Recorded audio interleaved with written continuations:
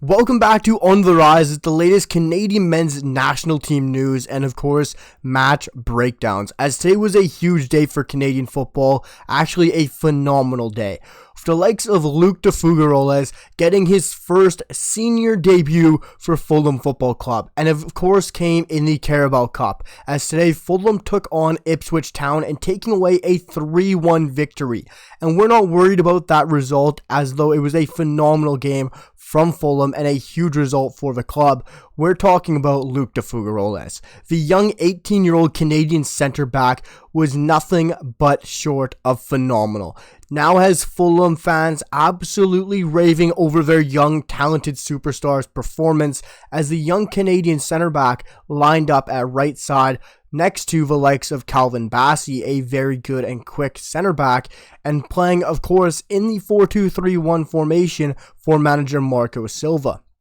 And this was a phenomenal performance from Luc de Fougerolles. He looked very calm, very composed, and ultimately looked like a 5-year professional while he was stepping in for his first senior debut. And he didn't look out of step, out of pace, or out of place at all. This was a young 18-year-old Canadian centre-back stepping in and truly proving himself. It was a massive opportunity given to LDF from the likes of manager Marco Silva today in a must-win match in the Cup against Ipswich Town. Not an easy opponent by any sort of means, and he stepped in and looked perfectly in place for that Fulham side and definitely left a mark on why he should be a possibly rotated guy and maybe a starter soon enough for Fulham Football Club. And Fulham fans are absolutely loving his performance today, guys. And I tweeted and breaking down his performance because he was phenomenal.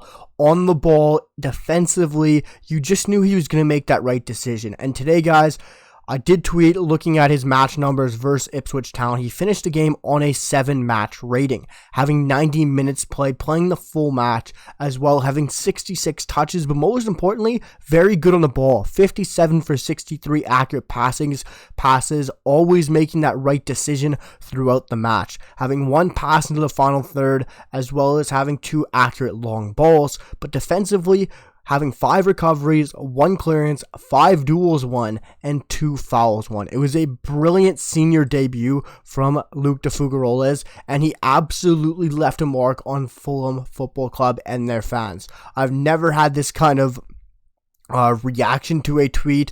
It's at 150 likes with 14 retweets and a couple comments. It's absolutely flying, and I'm loving the interaction from you guys, especially Fulham Football Club supporters. It's amazing to hear not just Canadian perspective on the club's players, but as well as the club's fans and their supporters on what they truly think of that player, because it's not as biased as a Canadian football fan. But Luc de Fougerolles was phenomenal in the 3-1 victory for Fulham in the Cup today. But we also saw Celtic taking on St. Mirren in a 2-1 victory as Turnbull and O got goals for Celtic in their 2-1 win, but Alistair Johnston was back in the lineup. Of course, after this past weekend where he did have that huge injury, it looked like a head injury and it looked like a scary one. Where Celtic's doctors and physios did leave him on for too long after pulling him when he did look in bad shape. But better news, Alistair Johnston took to the starting lineup, having a 7.7 match rating, playing the full 90 and looking absolutely quality. It's phenomenal to see him back on the pitch after such a scary injury. But the fact is, Alistair Johnston is truly a fighter. He is a trooper, and that is why he's a Celtic football player. And he absolutely was back on the pitch and firing on all cylinders with a 7.7 match rating in Celtic's 2-1 victory over St. Mirren. But it didn't just end there, guys. We had so many massive performances from Canadian players, and especially Canadians that needed to break out.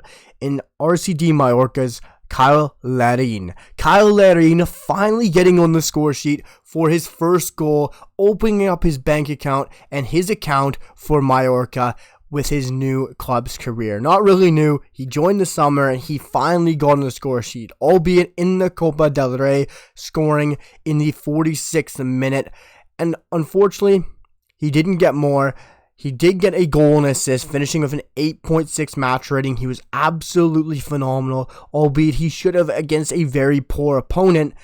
But Cyle Larin played up to his opponent, got the start, and rightfully stepped up to the mark. And this should be a reason why he earns a starting role. He's been slowly getting into form.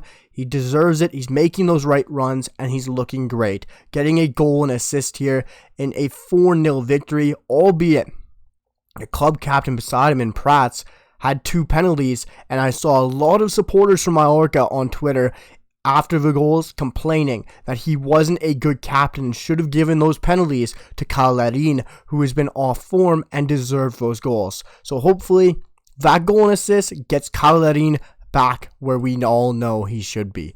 But guys, there was so much more as Sparta Rotterdam and Charles Andreas Brym got off to a 2-0 win in their cup competition as Charles Andreas Brym scored an absolute screamer in the 88th minute. He got the start up top as the number 9.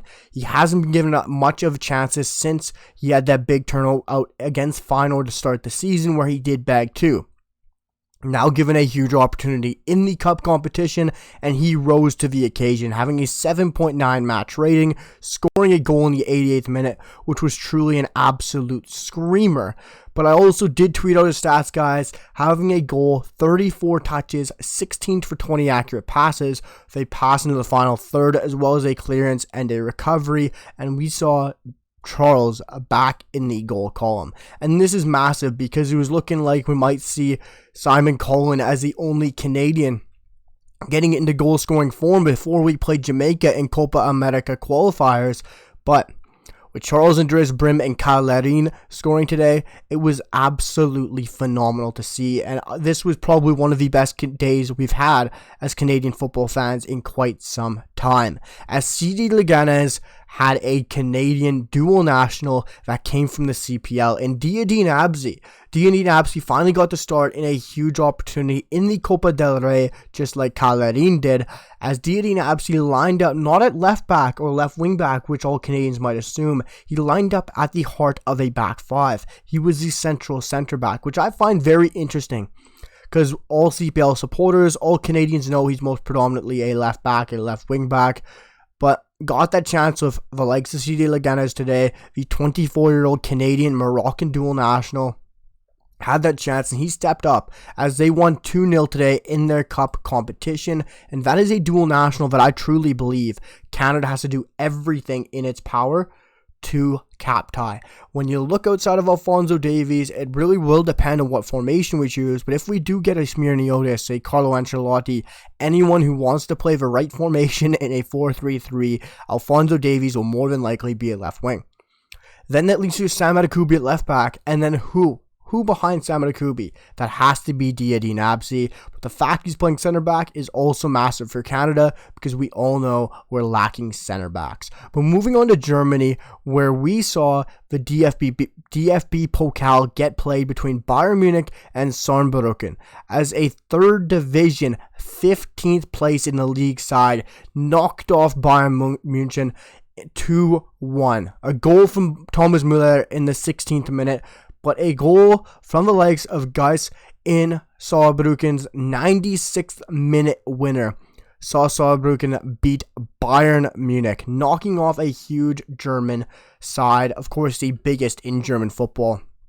As Alphonso Davies, of course, got the start, and there was some slack from people on Twitter calling Alphonso Davies and the likes of Erik ten Hag correct, as he is a terrible defender. But I don't agree with that. I'll be making a separate video breaking down that tweet and everyone chiming into that, because I don't believe Alphonso Davies is a terrible defender.